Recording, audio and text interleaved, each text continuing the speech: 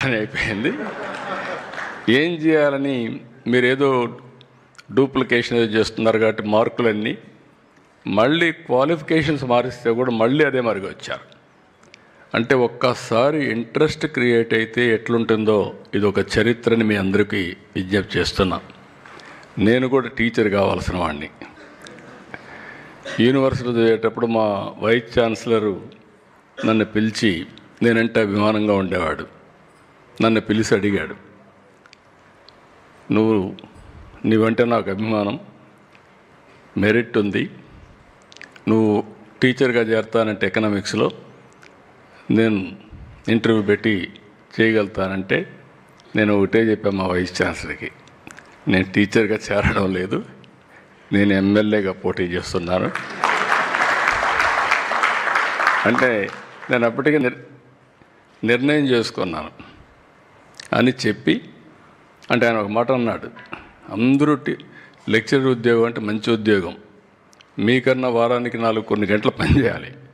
యూనివర్సిటీలో ఇప్పుడే వల్లుకుమార్ గారు వచ్చారు, 2-3 గంటలే ఉంటుంది టీచింగ్, మ్యాక్సిమం 3-4 గంటలు ఉంటుంది యూనివర్సిటీలో, రీసెర్చ్ ఎక్కువ వర్క్ ఉంటుంది అని చెప్తే, గ్యారంటీ గెలుస్తారంటే గెలవడమే కాదు మళ్ళీ గెలిచి వచ్చి నీతో మాట్లాడతానని చెప్పి వైస్ ఛాన్సలర్ చెప్పా. గెలిచా, 80లో మంత్రి అయ్యా, అక్కడి నుంచి 95లో సీఎం అయ్యాను. మీకు ఆ చరిత్ర తెలుసు.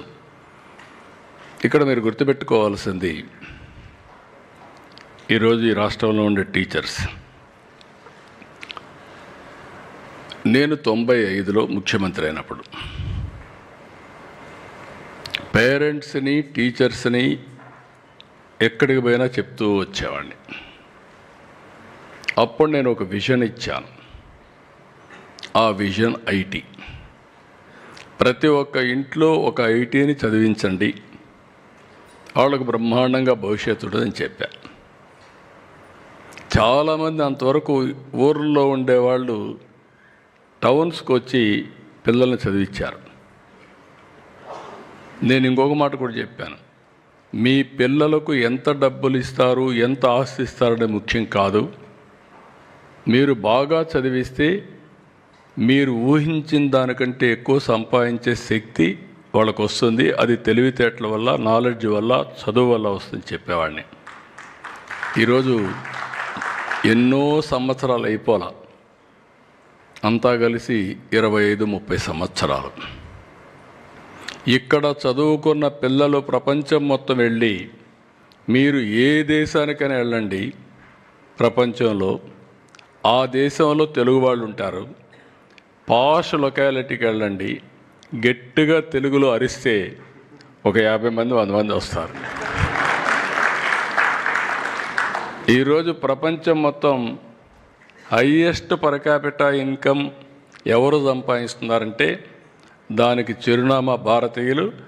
అందులో 33% తెలుగు జాతి. అది మనం కాంట్రిబ్యూట్ చేసిన విధానం. నేను టెక్నాలజీ మాట్లాడితే అందరూ ఎగతాళి చేసేవాడు ఒకప్పుడు. సెల్ ఫోన్ తిండి పెడుతుందా, ఉద్యోగం ఇస్తుందా అని ఎగతాళి చేశారు. ఈరోజు 6 మంది మాట్లాడారు. ఈ 6 మంది మాట్లాడిన వాళ్ళని చూస్తే టెక్నాలజీ ఉపయోగించి చాలా బ్రహ్మాండమైన పాపులర్ అయ్యారు. ఆ శ్రీధర్ లాంటి టీచర్లు అయితే ఆన్లైన్లో పెట్టి డబ్బులు తీసుకొని సంపాదించి స్కూల్ డెవలప్మెంట్ చేశారు.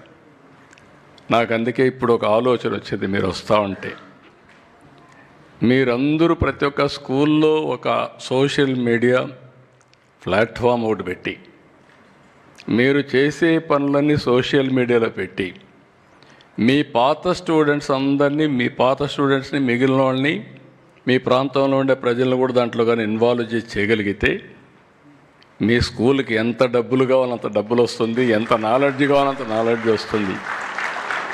సక్సెస్ అయిన పిల్లలను కూడా అల్యూమ్నా పిలిపించి కానీ మాట్లాడిస్తే వీళ్ళకి స్ఫూర్తి కూడా వస్తుంది అయిపోయింది.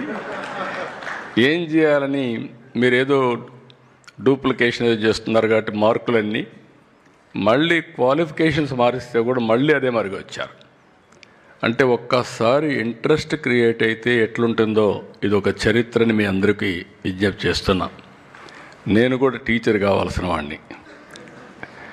యూనివర్సిటీ చదివేటప్పుడు మా వైస్ ఛాన్సలరు నన్ను పిలిచి, నేనంటే అభిమానంగా ఉండేవాడు, నన్ను పిలిచి అడిగాడు,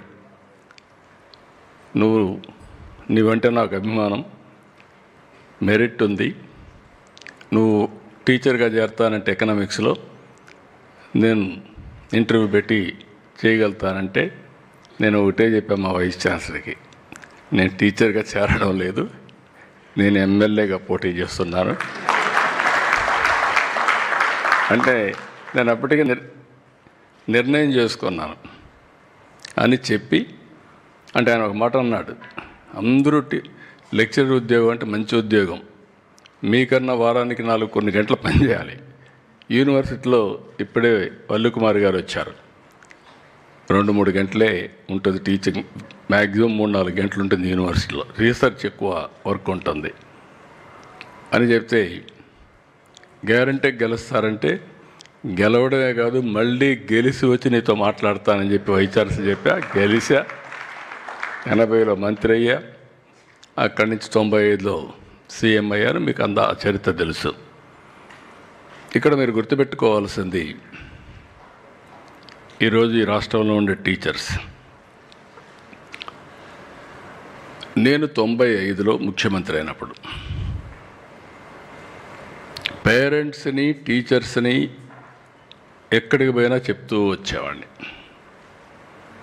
అప్పుడు నేను ఒక విజన్ ఇచ్చాను. ఆ విజన్ ఐటీ. ప్రతి ఒక్క ఇంట్లో ఒక ఐటీని చదివించండి, వాళ్ళకు బ్రహ్మాండంగా భవిష్యత్తు ఉంటుందని చెప్పా. చాలామంది అంతవరకు ఊర్లో ఉండేవాళ్ళు టౌన్స్కి వచ్చి పిల్లల్ని చదివించారు. నేను ఇంకొక మాట కూడా చెప్పాను, మీ పిల్లలకు ఎంత డబ్బులు ఇస్తారు, ఎంత ఆస్తి ఇస్తారనే ముఖ్యం కాదు, మీరు బాగా చదివిస్తే మీరు ఊహించిన దానికంటే ఎక్కువ సంపాదించే శక్తి వాళ్ళకు వస్తుంది. అది తెలివితేటల వల్ల, నాలెడ్జ్ వల్ల, చదువు వల్ల వస్తుంది చెప్పేవాడిని. ఈరోజు ఎన్నో సంవత్సరాలు అయిపోలా, అంతా కలిసి 25-30 సంవత్సరాలు. ఇక్కడ చదువుకున్న పిల్లలు ప్రపంచం మొత్తం వెళ్ళి, మీరు ఏ దేశానికైనా వెళ్ళండి ప్రపంచంలో, ఆ దేశంలో తెలుగు వాళ్ళు ఉంటారు. పాష్ లొకాలిటీకి వెళ్ళండి, గట్టిగా తెలుగులో అరిస్తే ఒక 50 మంది 100 మంది వస్తారు.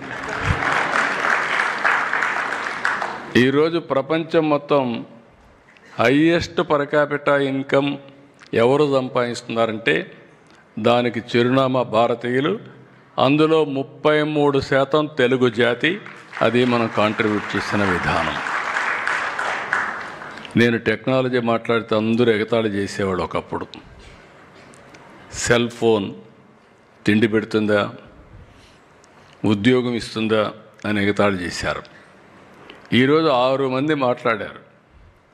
ఈ 6 మంది మాట్లాడిన వాళ్ళని చూస్తే టెక్నాలజీ ఉపయోగించి చాలా బ్రహ్మాండమైన పాపులర్ అయ్యారు.